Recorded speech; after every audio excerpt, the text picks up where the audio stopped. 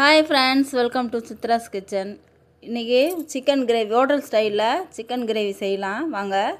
அதுக்கு மசாலா வந்து தனியாத்தூள், கொஞ்சமாக கரம் மசாலா, தேவைக்கான அளவுக்கு உப்பு, கொஞ்சமாக மஞ்சத்தூள். இது வந்து மிளகாயை வந்து நல்லா மிக்சியில் போட்டு பவுட்ரு பண்ணி வச்சுருந்தேங்க. அதோட இது வந்து 1.25 கிலோ சிக்கனு.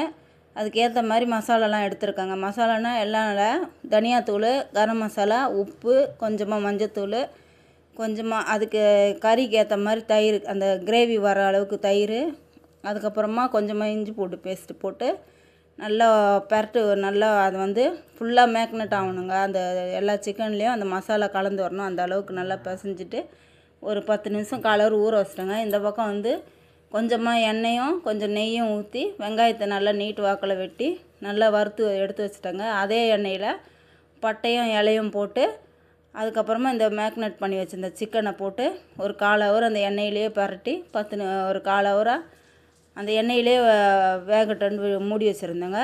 அதுக்கப்புறமா காரம் பத்தலை, கொஞ்சமாக காரம் போட்டுக்கிட்டேன். அதுக்கு வந்து வெறும் மிளகாத்தூள் கொஞ்சமாக போட்டுக்கிட்டேன். இது வந்து கடை மிளகாத்தூளுங்க, அதான் கொஞ்சம் கலராக தெரியுது. அவ்வளோதாங்க. இந்த வறுத்து வச்சுருந்த அந்த 10 நிமிஷம் கழித்து இந்த வறுத்து வச்சுருந்த வெங்காயத்தையும் அதோடைய அந்த சிக்கனோடையே போட்டு ஒரு கலரிட்டு, நம்மளுக்கு கிரேவி வேணுன்னா கிரேவியாகவும் வச்சுக்கலாம், குழம்பா வேணாலும் கொஞ்சம் தண்ணி அதிகமாக ஊற்றி குழம்பாகவும் வச்சுக்கலாங்க. நான் இன்றைக்கி வந்து கிரேவியாக தான் செஞ்சேன். அதனால் திட்டமாக தண்ணி ஊற்றி ஒரு கலரிட்டு மூடி வச்சுட்டேங்க. அவ்வளோதாங்க.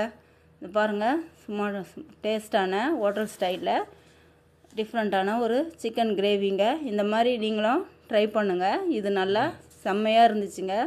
சாப்பாட்டுக்கு வெறும் சாதத்துக்கு வச்சு சாப்பிட்டேங்க. இதுக்கு எதுவுமே வச்சு ரசம்லாம் கூட ஊற்றி சாப்பிடல, இதையே வச்சு சாப்பிட்டோம்.